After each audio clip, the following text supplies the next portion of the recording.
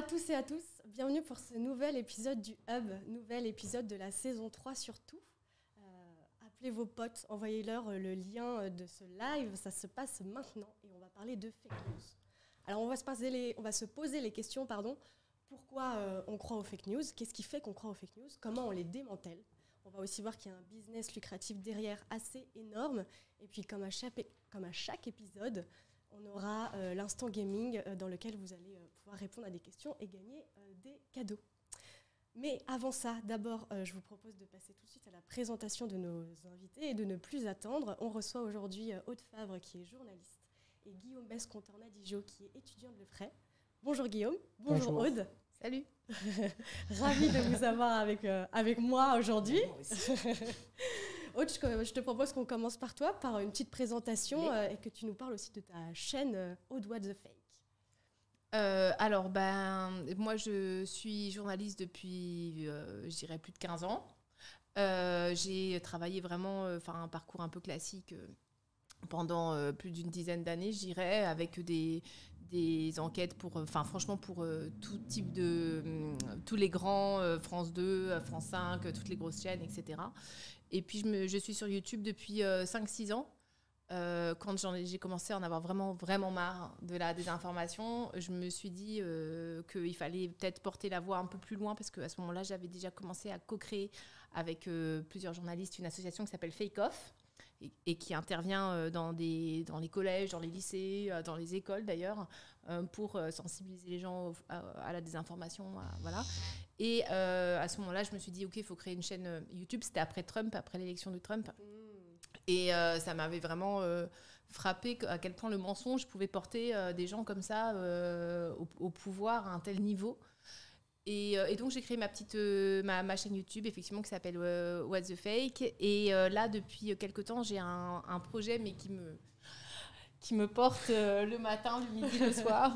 C'est qu'en fait, j'ai décidé d'inviter ma communauté à enquêter avec moi. Et d'ailleurs, ma communauté, mais en fait, tous ceux qui le souhaitent. Donc, voilà, ceux qui nous écoutent, s'ils veulent aussi agir un petit peu contre la désinformation, en fait, tout le monde a sa place dans la rédac. Le lien, d'ailleurs, est dans mes bios, Twitter, etc. Ouais, Bref. Et puis, on en parlera en plus tout à l'heure. Voilà. Mais c'était juste pour présenter à peu près le tableau. Donc, je suis présidente de Fake Off aussi. Puis, je crois que j'ai fait à peu près le tour.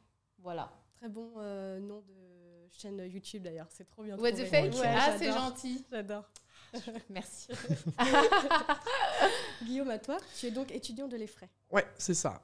Première année de bachelor marketing digital et communication. Et du coup, je fais partie de plusieurs associations. Donc, je fais partie du BDE en tant que responsable de communication et de One Panthéon, donc chargé des relations publiques. Donc, c'est une association qui permet de réunir les étudiants pour la création de projets ou pour justement rejoindre un autre projet dans le but de le finaliser et plus tard, pourquoi pas, rejoindre Effray Entrepreneur pour s'incuber dans le monde professionnel. Okay. Et cette association, elle date depuis quand? Elle est récente, elle est depuis l'année dernière, mais elle n'était pas ouverte. On préparait en fait en quelque sorte. Et puis là aujourd'hui, c'est bon, on commence à se développer, on commence à accueillir les nouveaux étudiants. Donc voilà. Là, du coup, tu peux faire ton petit discours si vous voulez rejoindre l'association. Effectivement. Il faut te contacter, quoi. Oui, c'est ça. Mais en fait, on a un Discord directement accessible depuis le Discord principal de l'Effray. Très voilà. bien. Merci à vous. Maintenant, les écoles ont des Discord, quoi. Ouais. Ok, ça prend une et des ampleur Insta. assez énorme, Discord. Hein. Ah ouais, d'accord. Plus utilisé, Okay. Bon, alors pour ceux qui nous regardent, n'hésitez pas à commenter et à poser vos questions tout au long de l'heure qui va suivre. Nos experts des fake news se feront un plaisir de vous répondre. S'ils peuvent. S'ils peuvent. Je vous propose qu'on commence la première partie. Ça vous va? C'est parti. C'est parti. Première partie, let's go. Jingle.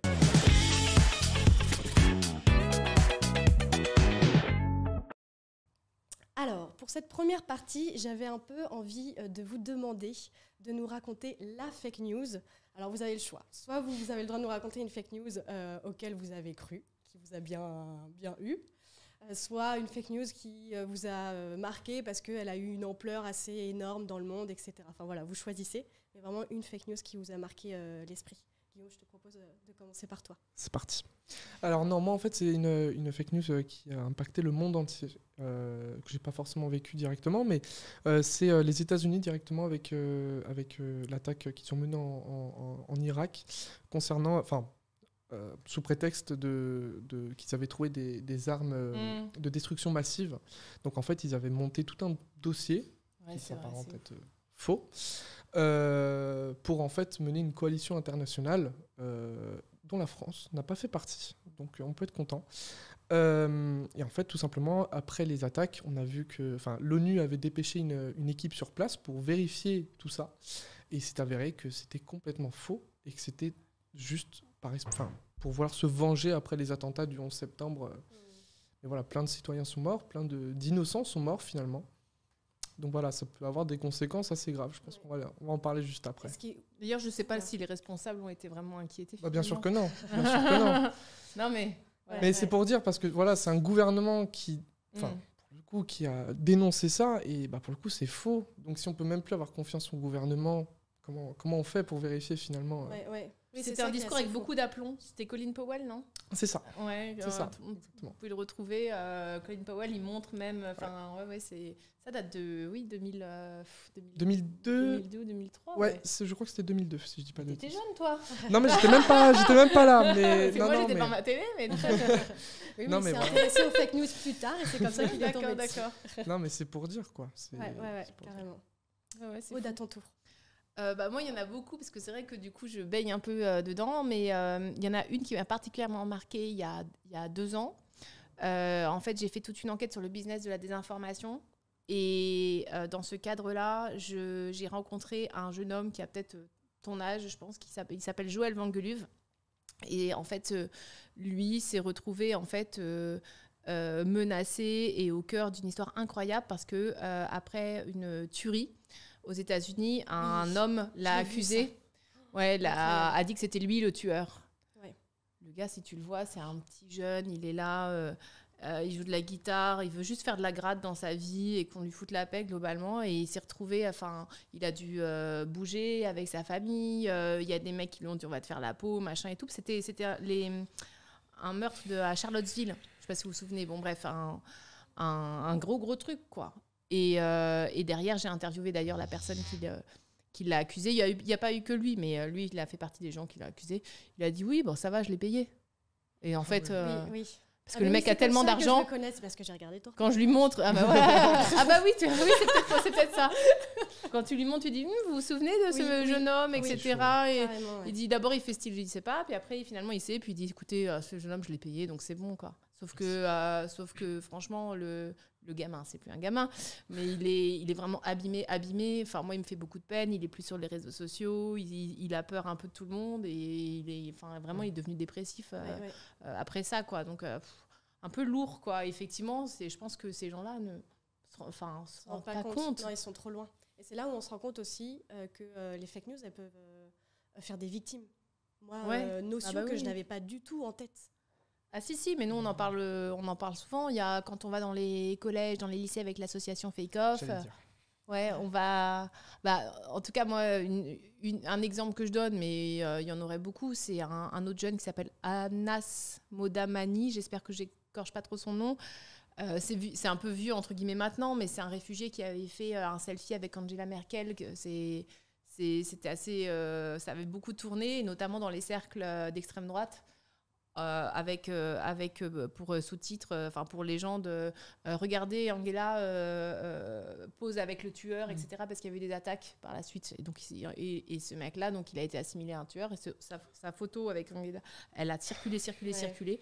Et pour l'histoire, il a fait, je crois, un procès à Facebook. Et il me semble, et je ne sais plus, parce que je me mélange des fois les cas, etc. Mais il me semble qu'il a perdu. Ou que c'est pas allé très loin, parce que Facebook se considère comme un hébergeur. Et donc, de la même manière qu'un hôtel, si tu commets un crime à l'intérieur, il dit attendez, nous on sait pas. Voilà. C'est un peu la même idée. Justement, ça, le fait des réseaux sociaux, ça a changé depuis très récemment, parce que justement, maintenant, en fait, ce sont les réseaux sociaux, en tout cas en France, qui sont censés, disons, donner le ton sur tout ce qui est fausses nouvelles, tout ce qui est Et du coup, c'est les plateformes qui sont censées bloquer les contenus faux. Ouais, Enfin, alors je sais pas où ça en est, ça, mais. Parce qu'on en trouve quand même tous les jours. Hein. Ouais, non, mais clairement. Donc, Non, je mais sais pas. Après. Clairement. Enfin bon, bref, c'est un vaste débat. Mais Clairement. Enfin voilà pour les fake news qui m'avaient pas mal marqué, quoi. Très bien, merci. Dites-nous aussi dans le chat si vous avez ou en commentaire, je ne sais pas comment on dit, si vous avez aussi une fake news qui vous a marqué dans l'histoire. J'ai vu passer un truc, je voulais rebondir dessus. Oui, j'ai vu pas mal de fake news pendant la pandémie. Clairement, on va en parler juste après. Vous allez voir, il y a eu énormément de fake news qui se sont déroulées, qui sont sorties durant la pandémie. Je vais mettre mes lunettes parce qu'en fait, je lis pas le chat. Vas-y, ça va mieux. Alors moi aussi, j'ai fait l'exercice et je me suis posé la question, quelle est la fake news qui m'a le plus marqué. Alors, je ne sais pas si c'est le plus marqué, mais en tout cas, celle qui a fait le plus de bruit. Et je me suis dit, waouh, ça a pris une ampleur incroyable. C'est quand Seb Lafrite, le youtubeur, il a dit que Rihanna était morte. C'était en 2012. Et du coup, je ne connaissais pas du tout toute l'histoire qu'il y avait derrière. Et alors, c'est génial, je vous la raconte. Allez, c'est terrible celle-là. Oui, en gros, je la connais pas celle-là, tu vois. Et tu vas voir, c'est fou. C'est remonté jusqu'aux États-Unis quand même, pour vous dire. Et donc, en gros, ce qui s'est passé, c'est que Seb Lafrite faisait un live YouTube. Donc, déjà, à l'époque, c'était des lives YouTube, c'était pas des lives Twitch. Et donc, il faisait un live YouTube avec 2 autres YouTubeurs, je crois. Et il y a quelqu'un qui les regardait dans un commentaire. Il a fait un hashtag Rihanna est morte pour rigoler. Et donc, les 3 YouTubeurs sont partis dans le même délire. Et ils se sont dit, allez, venez comme objectif. On va se dire, on le met en vrai hashtag sur tweet. Et comme nous, on a une petite communauté, on va essayer de le mettre en tweet tendance.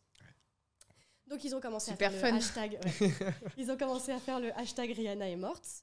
Et puis voilà, ça a pris à ce moment-là, ça a pris un petit peu d'ampleur, mais pas plus que ça. Et puis en fait, ce qui s'est passé, c'est qu'un site qui lui fait des fake news au quotidien a relayé ce tweet-là. Et c'est à ce moment-là, ce qui s'est passé, c'est que Seb Lafrite a fait les gars, regardez, Rihanna est vraiment morte, genre en mode j'ai réussi, on m'a cru. Il y a un site qui a relayé mon information. Et à partir de ce moment-là, ça a fait un buzz énorme. Là, on ne pouvait plus arrêter personne.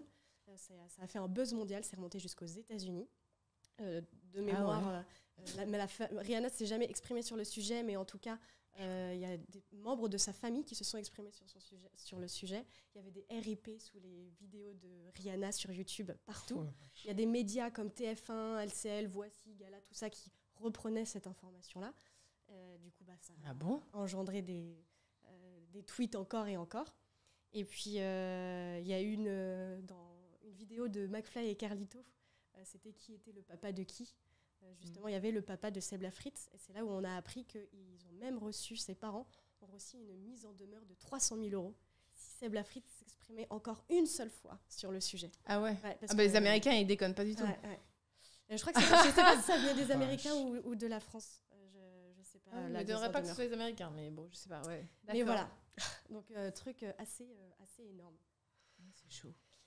Donc, du coup, finalement, si on devait donner une définition des fake news, Guillaume, ça serait quoi ? Alors, pour moi, une fausse nouvelle, du coup, une fake news, c'est quelque chose qui cherche en fait à faire changer d'opinion sur un thème donné, et tout simplement, quel que soit le thème abordé, tout simplement. On appelle ça une infox aussi ? Alors pour moi, ça dépend du thème abordé, justement. Une infox, pour moi, c'est vraiment très précis. Mais en parlant de fake news, vraiment, pour moi, c'est très, très vaste. Ok, donc du coup, on différencie ça ? Alors, qui vise à faire changer d'opinion, ça sous-entend que du coup, la personne qui écrit sait déjà l'opinion que va avoir la personne qui lit. Enfin bon, je vois très bien ce que tu veux dire. Après...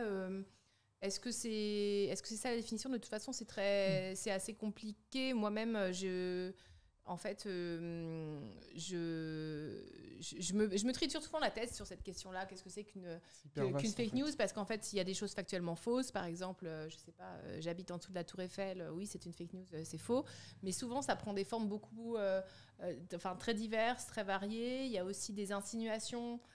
Qui sur des choses qui n'existent pas, est-ce que c'est une fake news ? Enfin, tout ça, et je trouve assez compliqué. Et pendant un temps, il y a eu cette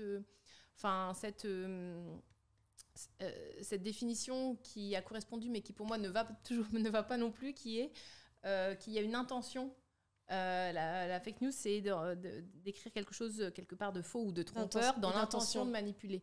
Mais c'est très difficile à caractériser, l'intention de manipuler. Et puis, c'est vrai qu'à travers ma chaîne, du coup, si les gens regardent, je vais souvent interviewer, du coup, je remonte à la source de la désinformation. Et j'interviewe les gens qui ont soit créé, soit propagé la fake news et tout. Et très souvent, c'est des gens qui me paraissent extrêmement, alors pas forcément sains d'esprit, mais en tout cas extrêmement convaincus. Ouais. Je ne pense pas qu'ils aient écrit ça dans un but manipulateur. J'ai l'impression que finalement, dans ce domaine, il y a assez peu de cynisme. Il y en a, mais moi, la plupart des gens que j'ai rencontrés, puis je pense que ça représente peut-être une vingtaine de personnes. Alors, c'est pas beaucoup, hein, c'est un petit échantillon, mais enfin, je pense que vraiment la grande majorité était absolument convaincue. Ouais. Et c'est ce qui fait d'ailleurs leur motivation, c'est vraiment de dire la vérité, le sachoir, un peu comme on dit. De ce que je viens de...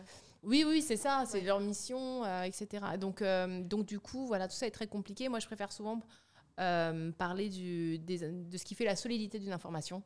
Et globalement, tout ce qui ne contient pas ces quelques éléments-là, donc de la contextualisation, du contradictoire, c'est-à-dire avoir des droits de réponse, etc. Tout ce petit package qui fait qu'une information est a priori solide, un article ou un... Voilà, je préfère en fait avoir ça, je sais ce que c'est, en fait. Ouais. Et le reste, franchement, c'est juste moins fiable. Bon, du coup, je n'ai pas défini, mais voilà, c'est ma façon de voter en touche. Voilà. Parce que, oui. En fait, vraiment, une fake news, je l'ai vu dans un chat, c'est une fausse information, une fausse nouvelle. Donc, à partir de là, ça peut prendre des proportions... Enfin, bon, bref. Le fait est qu'une fausse information, c'est à partir du moment où on ment, mais parfois, c'est fait intentionnellement, parfois non. Oui. C'est hyper vaste. C'est hyper vaste comme sujet. Et pour définir, c'est compliqué. Et alors, quand on voit finalement les trois fake news qu'on a partagées tous les trois, du coup, moi, je vois deux choses qui se dégagent. À la fois, il y a la responsabilité de ceux qui sont vus, des influenceurs, on va dire, et la responsabilité aussi de ceux qui diffusent. Alors, je vous propose que, pour l'instant, on se focalise un peu sur la responsabilité justement des influenceurs, de ceux qui sont vus. Parce qu'ils ont une énorme responsabilité et clairement on l'a vu au travers du documentaire Hold Up, alors qui a été réalisé par Pierre Barnerias et qui est sorti en 2020 en pleine épidémie du Covid-19.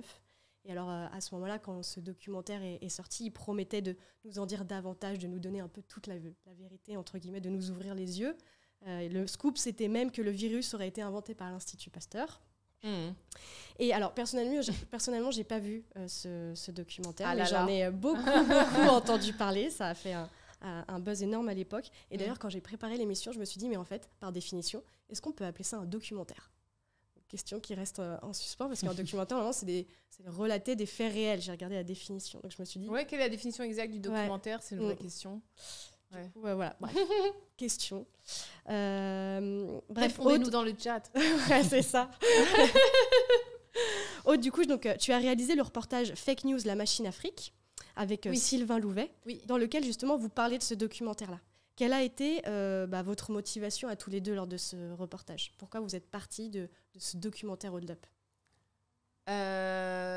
En fait, ça faisait longtemps, moi, que j'avais vu un rapport, depuis il y en a eu d'autres avec des chiffres encore plus alarmants, mais un rapport de base qui expliquait, j'ai peur de dire une bêtise, mais je crois que c'était 235 millions de dollars, c'est l'argent que touchent les sites globalement de désinformation grâce à la publicité. J'avais vu ce rapport quelque part, je m'étais dit, waouh, donc c'est des marques qui envoient ça vers les sites de désinformation. Je m'étais gardé ça dans un coin de ma tête et j'en ai parlé à Sylvain qui est vraiment quelqu'un avec qui je travaille beaucoup, on se connaît depuis longtemps, qui a le prix Albert Londres, qui a fait vraiment beaucoup de documentaires hyper impactants, bref, et qui est d'ailleurs vice-président de l'association Fake Off. Et puis, en fait, est venu ce docu et ce Hold Up, et tout le buzz avec. Et c'est à ce moment-là qu'on s'est dit, OK, on a regardé, effectivement, ils avaient levé, alors je sais plus les chiffres, mais c'était, il me 300 semble... 000, je crois. Ouais, 300 000 euros en tout. Oui, je crois, ouais. Ce qu'on a trouvé quand même assez fort, on va dire ça comme ça. Et du coup, voilà, c'est à partir de là qu'on a contacté Complément d'enquête, l'équipe les gens de Complément d'enquête, en leur proposant un documentaire là-dessus. C'était ça la motivation première, c'était vraiment d'essayer de montrer, parce que Moi, souvent, dans ce que je fais, même d'une manière générale dans la vie, ça part un peu d'une colère ou d'un truc qui m'énerve. Et en fait, souvent, les producteurs de désinformation, en fait, ont cette espèce de rhétorique qui est qu'ils défendent les gens contre l'élite. L'élite ceci, alors l'élite, c'est toutes les sauces, l'élite, etc. Sauf que quand tu touches pas mal d'argent, là, comme la personne qui a fait la fake news sur mon petit jeune, il est sur 200 000 euros par mois. Alors c'est énorme, c'est évidemment pas sûr dans ces proportions-là, mais qui est l'élite dans ces cas-là? Et donc moi j'avais envie aussi de montrer que ces gens-là qui, soi-disant souvent dans leur rhétorique, défendent le petit peuple contre la méchante élite, aussi, oui, il y a aussi de l'argent, surtout à une époque où le journalisme, franchement, il y a de moins en moins d'argent dans l'investigation, c'est très compliqué, tout ça, c'est vraiment dur en fait à proposer des sujets vraiment... c'est pas rentable pour les journalistes, c'est pas rentable pour pas grand monde en fait l'investigation. Et c'est sûr qu'effectivement, écrire des news à la chaîne Rihanna est morte et machin, c'est beaucoup plus rentable, ça fait beaucoup plus de buzz, beaucoup plus de pubs. Et donc tout ça est un business finalement modèle assez intéressant, quoi. Guillaume, toi, tu as vu dans la pandémie qu'il y avait eu énormément de fake news? Alors, ouais, pendant la pandémie, il y avait même beaucoup de fake news, mais c'est surtout parce que les gens étaient beaucoup plus sur l'ordinateur. Et donc, c'est clair que les fake news, elles se transmettent énormément dans le numérique, notamment sur les réseaux. Après, c'est terrifiant parce qu'en vrai, le problème, et c'est ce qu'on va aborder juste après, c'est le fait de vérifier une fake news.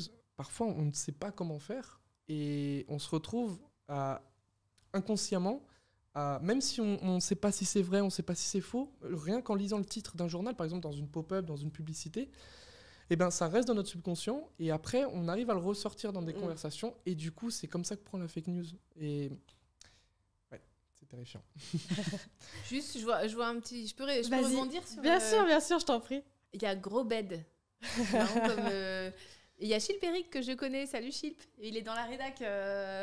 Ok, marrant de voir que je connais. Grosbed dit, il demande est-ce que ce serait pas lié à de croire à ça, un besoin de distinction, oui, d'appartenir à un groupe qui sait. Et il y a à ce titre, franchement, oui, ça joue beaucoup. Effectivement, c'est ça qui est très dur à contrer, c'est que ça joue beaucoup un peu sur.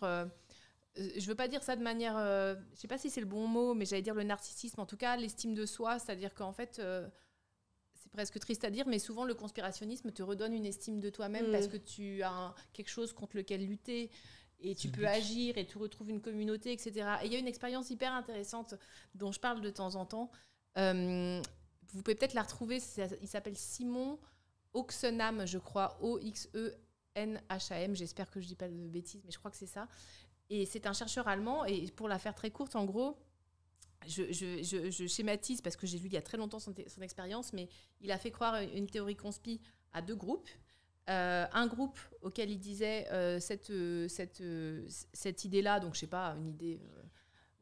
elle est très répandue. Vous n'en avez pas entendu parler? D'accord, ok, je vous le dis. Alors, c'est étonnant que vous n'ayez pas entendu parler, mais voilà, je vous la soumets. Et le groupe B, il leur a présenté la même théorie en leur disant, par contre, c'est vraiment quelque chose qui ne circule pas beaucoup. Enfin, je vous le dis, quoi. Et en fait, juste sur cette base-là, tous ceux, enfin, pas tous ceux, mais beaucoup de gens qui étaient dans le premier groupe où on a présenté ça comme un truc un peu mainstream, la plupart n'y croyaient pas, ils trouvaient ça vraiment bidon. Et quand c'était le groupe auquel on présentait que ça comme quelque chose d'assez... il n'y a qu'un petit cercle restreint qui connaît, etc. Ils y croyaient beaucoup plus. Le taux de croyance était vraiment beaucoup plus fort. Et j'ai trouvé ça hyper pertinent. Et pour la petite blague, parce qu'il raconte, je crois, dans une interview, je ne sais plus, dans un papier que j'ai vu, que même après, en leur disant, en fait, c'est faux, certains y croyaient quand même. Et donc, tu vois à quoi ça joue finalement, les croyances. Ce n'est pas du tout rationnel, en fait, très souvent. Voilà, pardon pour le petit... Non, t'inquiète. Mais justement, parfait, tu m'as fait ma petite transition pour la suite, puisque... On va voir du coup maintenant, ce que je disais tout à l'heure, quand on regarde les trois fake news qu'on a partagées tous les trois, on voit qu'il y a la responsabilité des influenceurs et qu'il y a aussi la responsabilité de ceux qui diffusent. En fait, on peut se poser la question pourquoi on partage, parce qu'on ne va pas se mentir quand même. Sans nos partages, finalement, les infox ne circuleraient pas aussi vite et ne prendraient peut-être pas autant d'ampleur. Du coup, qu'est-ce qui fait qu'on partage entre nous des fake news? Alors, il y a une étude qui a été faite par le MIT sur 126 000 tweets. Et c'est hyper intéressant. Donc, c'est des tweets qui dataient de 2006 à 2017. Et la conclusion qui a été faite, c'est que les fake news, donc en fait, ces tweets-là, reprenaient à la fois des fausses informations et des vraies informations. Et les fake news, donc les faux tweets, si on peut dire ça comme ça, ils circulent plus vite que les vraies informations. De l'ordre de 1000 personnes, donc un vrai tweet avec une vraie information dans un tweet atteint 1000 personnes, alors qu'un faux tweet atteint 100 000 personnes, jusqu'à 100 000 personnes. Et donc l'interprétation qu'ils en font de cette étude, c'est qu'à la fois, il y a le côté nouveau, donc on verra juste après qu'est-ce qu'on entend par nouveau, et à la fois les émotions qui sont responsables un peu de cet engouement pour les fake news. Alors qu'est-ce qu'on dit finalement quand on parle de nouveauté? C'est un peu le côté innovation des fake news. Parce que je ne sais pas si c'est clair, mais il y a ce côté de... les fake news, ça va plus choquer, parce que l'information est quand même très différente d'une vraie information. Je pense même que c'est le but de choquer. Mais de toute façon... d'attirer vraiment l'œil du lecteur sur une fausse nouvelle pour justement... Après, quel but? Ça peut être de l'audience, ça peut être de l'argent, ça peut être de tout, ou juste une opinion politique sur une personne ou un groupe de personnes. Enfin, c'est ultra vaste, mais... Mais de toute façon, il suffit de faire l'expérience au bistrot, quoi. Si je vais au bistrot et que je dis ce matin j'ai mangé des carottes, ça va pas intéresser. Par contre, si je dis tu sais que la voisine, je l'ai vue avec Hervé, waouh. Alors là, c'est clairement. Non, mais en fait, c'est le même ressort. Je veux dire, il y a pas. Et donc, c'est terrible. Mais donc, c'est quelque chose qui se travaille, je pense, mais même pour les petits et même tout le temps, en fait, le fait de se méfier des rumeurs. Voilà, c'est le harcèlement, tout ça, c'est rien d'autre que ça aussi. Je veux dire, seulement, c'est des fausses nouvelles qui... Et effectivement, pareil, si on était beaucoup plus... si à chaque fois quelqu'un nous balançait quelque chose, on demandait la source déjà, là, tout de suite, il y aurait moins de Hervé et de Monique. Non, mais clairement. Non, mais voilà. Oui, carrément. Mais c'est exactement ce qu'ils disent, en fait. Ils disent que les vraies informations, ça va générer plus de manière générale, de la joie, du bonheur, etc. Alors que les fake news, très souvent... ça va être de la peur, ça va choquer, ça va générer du dégoût. La peur, c'est ce qui marche chez les gens. Voilà, c'est ça. Et donc là, les gens relaient, comme on disait un petit peu tout à l'heure, relaient parce qu'ils ont l'impression d'avoir... qu'ils détiennent une information et il faut absolument... attention, il faut prévenir le monde entier que ça va arriver, quoi. Parce qu'il y a cette peur, il faut sauver les gens. Et une fois que tu as cette croyance, moi, je veux bien arriver avec mon fact-check en disant « mais tu sais que c'est faux et tout ». Trop tard, parce que c'est allé au-delà, c'est ta personnalité qui s'est engagée aussi dans cette chose-là, etc. Et donc ça devient très très dur après de... c'est... Oui, carrément. C'est dur. Du coup, on va arriver à ma partie préférée, c'est les biais cognitifs. Alors j'ai adoré cette partie-là. En gros, j'ai commencé à regarder une chaîne de Jamy sur sa chaîne Épicurieux. J'adore D'ailleurs, Jamy. Ouais, il est trop bien. Petit big up à tous ceux qui étaient là au Grand Rex. Je crois que c'était le 7 septembre, un truc comme ça. Il y avait quoi? Justement, on a invité Jamy et on l'a interviewé. C'était génial. Il était trop drôle. Il était trop drôle. C'était fou. Les gens étaient fous. J'adore. Il est comme dans cette vidéo. Mais en fait, c'est ça qui est marrant. Il a pas fait le show. Il est resté lui-même, tu sais, mais genre. Parce que c'est Jamy. Ouais, voilà, exactement. Il y a tout chez lui. Et d'ailleurs, Guillaume, tu y étais? Ouais, j'y étais. Et c'était assez impressionnant. Franchement, c'était super. Carrément. Ça, c'était pas trop long. Non, tu peux du le tout, dire. Au contraire. Non. Non, c'était super bien. Ça changeait d'habitude d'ailleurs. Ouais. C'était cool. Carrément. Et donc, bref, pour en revenir. Donc, c'est une vidéo de Jamy, du coup, sur sa chaîne Épicurieux. Et il a invité Hugo Décrypte. Et ils ont fait une vidéo tous les deux qui s'appelait Fake News vs Cerveau. Et donc, ils ont expliqué comment, finalement, on peut se faire avoir. Et ils ont présenté 3 biais dont je vais vous parler. C'est trop stylé, vraiment. Alors, j'adore. Il y a donc le biais de surconfiance. Ça, c'est quand on pense qu'on est expert et que du coup, on va juger les informations qu'on voit exactes. Du coup, on pense qu'on est expert et on va relayer l'information. Et là, c'est les 2 biais que je préfère. Alors, il y a le biais de confirmation. Moi, quand j'ai lu ça, je me sens absolument concernée. C'est en fait, notre cerveau, il va plus facilement croire à une fake news qui va dans le sens de notre opinion initiale. C'est ça qui fait qu'on tombe tous dans les pièges de fake news. Ouais, c'est ça. Et donc forcément, ça confirme. T'as envie d'y croire. d'y adhérer, Et ouais, bah c'est oui, ça. Tu dis, clairement. ah mais enfin, c'est ce que j'avais dit. Je le savais. Mais en fait, c'est de la Clairement. consommation. C'est-à-dire, c'est comme tu achètes des croyances maintenant sur Internet. En fait, tu achètes ce qui va te conforter, tout comme tu vas acheter, je sais pas, le gâteau qui te plaît, etc. Maintenant, en termes de croyances, tout est disponible. T'imagines le Ouais. nombre de croyances, le nombre de possibilités. Je veux dire, une fois, j'avais essayé de regarder est-ce que les licornes existent et j'avais trouvé des sites qui expliquaient que les licornes existaient. Machin. Donc, si tu veux, t'as vraiment de tout. et donc, tu peux te conforter dans tous les sens, en fait. À partir du moment où tu as une opinion arrêtée, tu vas trouver quelque chose qui va Oui, c'est ça. t'installer encore plus fort dans cette opinion. etc. Exactement. À partir du moment où une information vraiment te réconforte comme tu as dit, dans une opinion, forcément, tu vas y adhérer beaucoup plus facilement. Et c'est évident. Oui, oui. Et on n'y pense pas, mais c'est évident. Et alors, donc, juste avant de passer à l'instant gaming, je vous propose donc de vous présenter le dernier biais d'amorçage. Et il y a un petit test. Alors, c'est quoi?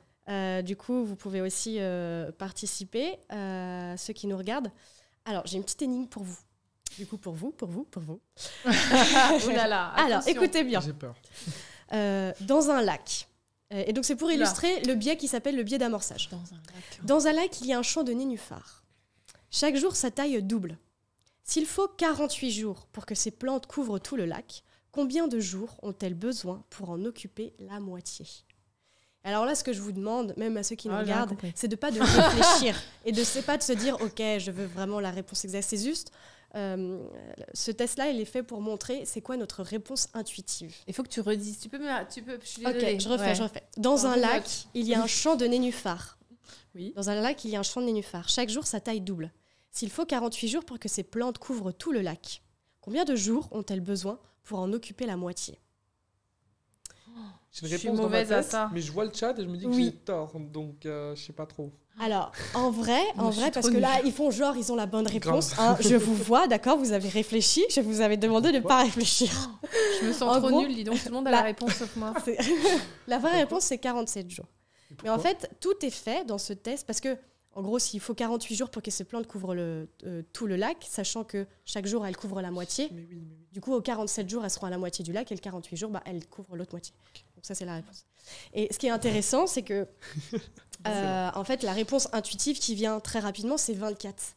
Mais pourquoi ? C'est parce qu'en fait, tout est fait dans cette énigme on nous parle de double, on nous donne 48, qui est un chiffre pair, donc c'est Clairement. très facile dans sa À tête de diviser, dire ouais. c'est 24. Et puis, on parle de moitié, double, moitié, 48 jours. C'est clairement, en fait, des indices qu'on met dans le test pour nous tromper. Et c'est ce qui se passe un peu, finalement, dans les fake news. Et c'est ce qu'on D'accord. appelle le biais d'amorçage. Et c'est ce que présentait Jamy dans sa vidéo. Pas celui-là. Excellent. Et j'ai trouvé ça hyper intéressant. Et il en existe plein. Jamy, justement, dans sa vidéo, il présentait pensez à la couleur du coton, pensez à la couleur de la robe du marié, pensez à la couleur du nuage. Qu'est-ce que boit la vache ? Et on a envie de dire du lait. Alors qu'elle boit ça de on l'a l'eau. déjà fait, c'est vrai. Elle boit de l'eau. Et oui. Ah ouais, c'est chaud. Voilà. Alors, avant de passer juste à l'instant gaming, il y avait une question de Snutraer. Franchement, à chaque fois, vous m'aidez pas, hein, ça se fait pas. On a quand même eu du 3 jours, du 69 jours, c'est bien. Alors- Merci les gars. Parce que moi, j'avais même pas de 2 chiffres en fait. Donc, Du coup, la question, est-ce que vous pouvez nous parler de la naissance de l'expression fake news et de comment elle est entrée dans le langage courant ? Ah bah ça, non, c'est pas ce que tu vas Bonne dire sur question. la partie gouvernement ? Non. Non ? Non. Ok. Bon bah. Enfin, très rapidement, mais non. Non, ouais. C'est vraiment pas l'étymologie, non. Ok. Est-ce que Aude, tu saurais dire ? non, je sais que c'est Trump qui a popularisé à fond, mais c'est vrai que franchement, c'est une super bonne question. Eh ben, Snutraer, tu vas trouver la réponse sur Google et tu vas nous la Ouais, dire. non, mais là, je sais. S'il Je te suis désolée, c'est le. Voilà, faut que je passe le coup de fil à un ami ou quelque chose là. Je l'ai pas celle-là, mais. Non, un truc mais ça m'intéresse. Donc, si vous avez la réponse. Alors, je vois quelqu'un. Parce qu'avant Trump, ça existait déjà, non ? Il faudrait aller dans Google Trend, Ouais, pour C'est lui qui a savoir. popularisé taper fake l'expression, news ouais. et Ah oui. voir avant. Non, mais en 2015, quand il y a eu Charlie Hebdo, parce que c'est ça qui m'a fait, entre autres, créer l'association Fake Off avec des amis journalistes, je crois. Il y avait Ouais. théorie du complot, je me souviens avoir découvert ce terme-là à ce moment-là, en 2015. Mais fake news, est-ce que je l'avais déjà à ce moment-là ? Probable. Je sais plus. Dites-nous. Et ben là, on nous dit c'est à la base venu des médias mainstream et Trump l'a repris et se l'est approprié. Oui. C'est vrai, mais du coup, ça date de quel... ce serait intéressant de pouvoir dater, c'est vrai, à quel moment c'est vraiment arrivé. C'est vrai que je ne sais pas. Bon, Guillaume, voilà, on les fait bosser. Tu voulais dire quoi, Guillaume? Ouais, je voulais rebondir par rapport à un chat de Stephets98. En fait, il parle au sujet de Twitter et des certifications. Parce que oui, en fait, il y a Elon Musk qui a racheté Twitter la semaine dernière, si je ne me trompe pas. Et en fait, il a donné accès aux badges, les badges de vérification. En fait, les badges qui confirment une entité, si oui ou non elle est... Et en fait, le problème, et d'ailleurs on l'a vu, je crois que c'est même hier en fait, où les gens ils ont commencé à acheter l'abonnement, parce que oui, il faut payer pour avoir le badge maintenant, et ils sont renommés en Elon Musk. Et donc du coup maintenant, si on tape Elon Musk sur Twitter, et ben en fait, tu as plein de profils Elon Musk, mais qui sont certifiés.